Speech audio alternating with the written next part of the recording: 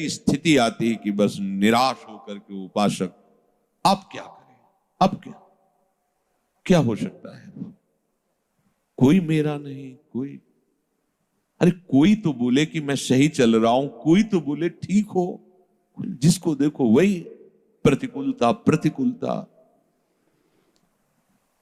क्योंकि सुख में, अनुकूलता में संसार का संबंध दृढ़ होता है। इसीलिए कृपालु हरि उसे सुखानुभूति संसार में नहीं होने देते, कहीं संबंध दृढ़ नहीं होते, केवल कृपा ही कृपा दिखाई देती। जब वो ऐसी ऊंचाई पे पहुंचता, लौट के देखता है कि आहा, ये तो केवल हरि कृपा थी, नहीं एकदम सीधी चढ़ाई और ऊपर से काई, कैसे हम चढ़ सकते थे, ये तो केवल ऐसा हुआ कि आंख खुली और चढ़ गए, प्रयास ही नहीं हुआ, ये तो केवल कृपा ने किया। उस समय वो केवल प्रभु की मधुर मधुर कृपा का अनुभव करके रोता रहता है। जो उपासक कृपा पात्र होता है उसकी दशा इस रूप में पहुंचती है। सच्ची मानना, कृपा ही बदलती। एक उपासक परिचय के, बढ़िया सुंदर परिवार, अच्छी अर्थ की प्राप्ति की व्यवस्था, और जैसी भक्ति करनी चाहिए वैसी भक्ति कर रहे हैं। अब कृपा उदय हुई, जिनके द्वारा परिवार का पोषण और अर्थ व्यवस्था होती थी, भगवान ने उनको अपने पास बुलाया। अब जो भी वो धीरे धीरे सब छूटता चला गया। अब अखंड वृंदावनवासी बैरागी स्वरूप भजन परायण प्रगट में देखने में लगा सब उजड़ गया, लेकिन आंतरिक वृत्ति से देखो तो लगा सब संभल गया। प्रभु ने कृपा करके कैसा संभाला कि अब कोई रास्ता ही नहीं रह गया, एकमात्र प्रभु का रास्ता रह गया है। तभी तुम परमानंद में जा सकते हो, जब प्रभु की कृपा ऐसे घेर लेती, दिखाई देता घेर लिया कृपा ने। अब रोते रहो या चिल्लाते रहो, तुम्हारे रोने चिल्लाने का कोई वहां फर्क नहीं पड़ता। अभी मोह ममता में हो सकता है आपको दुख लगे, लेकिन जब आप उस कृपा का परिचय प्राप्त करेंगे तो मधुर मधुर उनकी कृपा मूर्ति का अनुभव करके केवल रोते रहेंगे। इसलिए मैं तुम्हें कहता हूं, तुम कभी इस मार्ग में निराश मत होना।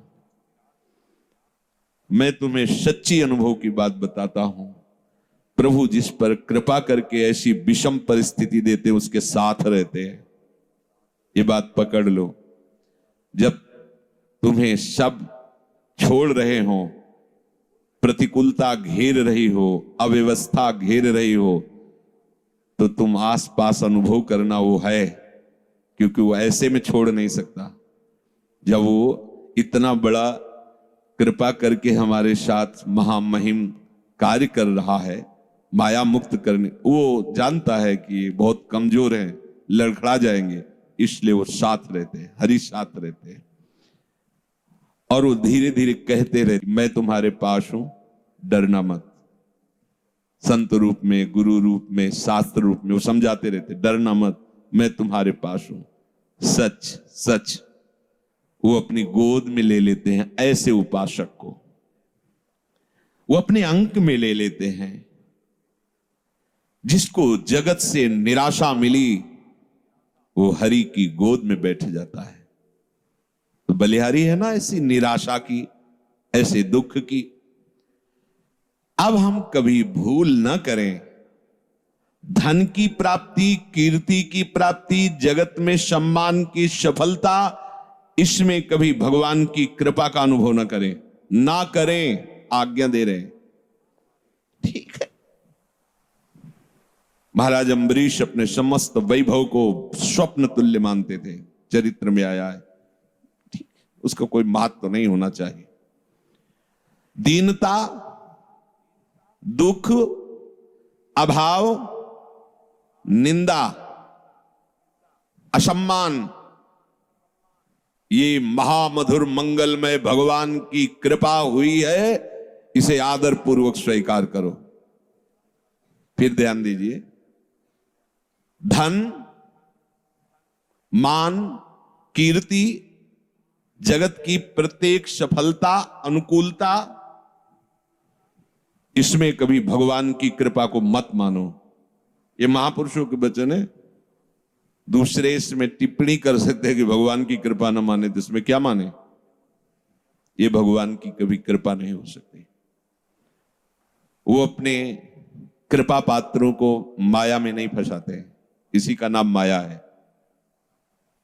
जब उसकी चित्त वृत्ति भगवदाकार होती तो स्वयं यश फैल जाता है, स्वयं सारे वैभव उसके चरणों में लौटते हैं, पर वो उसका आदर नहीं करता, अंदर से उसके प्रति मात तो नहीं देता। ये अंदर की बातें हैं। दीनता, दुख, अभाव, अकीर्ति, निंदा, असम्मान, मधुर मधुर मंगल में भगवान की कृपा हुई है, इसको स्वीकार करो। यह है भगवान की कृपा। अब बोलो हमारे ऊपर भगवान की बड़ी कृपा है। अनुभव करो तुम्हारे ऊपर प्रभु की बड़ी कृपा है। जो इस मार्ग में अमुक प्रकार का अगर वास मिल जाता, अमुक अमुक प्रकार की हमारे को सुविधा मिल जाती, अमुक भोजन पद्धति से मिलता, अमुक प्रकार से लोग हमसे मिलते, अन्य अन्य सुविधाएं, तो हम समझे भगवान की कृपा है। ये अज्ञान है, कभी इसे अपने हृदय में आने मत देना। जब कोई आपको आदर से बुलाए, कोई सम्मान करे, तो आपकी दृष्टि में भी वो नहीं आना चाहिए, आंतरिक दृष्टि में। जैसे कोई हमें जिस गली में जाते हो गाली देता हो और हमसे द्वेष मानता हो, तो हम उस गली में भी नहीं जाना चाहेंगे, अहंकार होने के कारण। ऐसे भक्त जिस गली में आदर होता हो, माला पहनाया जाता हो, उसकी कीर्ति सम्मान हो, उस गली में नहीं जाना चाहिए।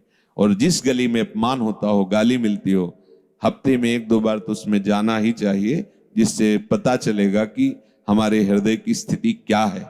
यह है उलट आप में समा, ये उल्टा मार्ग है।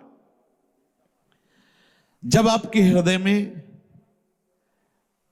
निंदा करने वाले का और प्रशंसा करने वाले का, दोनों के प्रति कोई भगवत भाव की शिवान्य भाव ना हो, तो समझ लेना अब कृपा फलीभूत हो गई है, अब हृदय की स्थिति बन गई।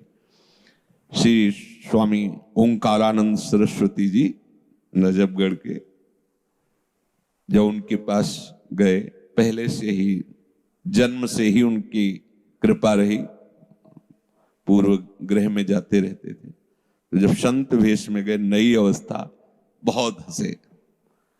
कहा बेटा हमें पता था ऐसा ही होगा, पर ध्यान रखना साधुता बहुत कठिन बात है। साधु को कुत्ते जैसा स्वभाव बनाना चाहिए। मुझे समझ में नहीं आया साधु स्वभाव और कुत्ते का स्वभाव। महाराज जी मेरी समझ में नहीं आया। बहुत ब्रह्म प्राप्त महापुरुष तेजों में एकांत खंडहर गंगा किनारे रहते थे, कोई सुविधा नहीं किसी भी तरह। कोई एक अल्मोनियम का कटोरा जैसे भिक्षुक लोग रखते हैं, ऐसे ही बस रखा रहता, उसी में जो भिक्षा आई पा लिया। ऐसे बोले बेटा जैसे कोई साधु को आदर से बुलावे कि आओ भिक्षा ले लो, जब वहां पहुंचे और दबका के भगा दे, वो 4 कदम चले फिर आदर से आओ, तो बोले उसको सोचना भी नहीं चाहिए कि अभी तो दबकाया था फिर बुला क्यों रहा है। ऐसे अगर 10 बार बुलाए तो 10 बार वापस हो जाना चाहिए। जैसे कुत्ता है, आप टुकड़ा डालो और फिर दबका दो, फिर आप पुचकारो फिर आ जाएगा, फिर ऐसा स्वभाव होना चाहिए। और साधु को मन को ऐसे मारना चाहिए। 2 उपदेश उन्होंने उस दिन पहले दिन दिए थे।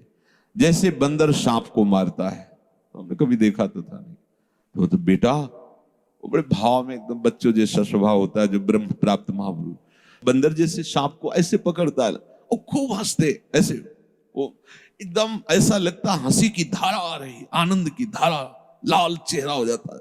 बोले वो उसको लेके से पेड़ में ऐसे ऐसे घसता है उसके मुंह को, फिर कान में लगाता है, अगर थोड़ा भी सूं हुआ फिर घसता है, मरने पर भी उस घसता रहता है। बोले ऐसे ही उपासक को अपने मन को मारना चाहिए। जरा भी हलचल मन में समझ में आए फिर नाम भगवत चिंतन, वाणी ब्रह्म चिंतन इतना रगड़ दो कि मन मर जाए, फिर साधु हो जाता है। तो मानापमान की भावना का त्याग भगवत कृपा से ही होता है। जगत में चाहे जितनी प्रतिष्ठा हो ये स्वप्नवत है, कोई बात आंख मूंदी चाहे जो कुछ बने रहे हो, अब तुम्हारे कर्म तुम पे लागू होके कहां ले जाएंगे?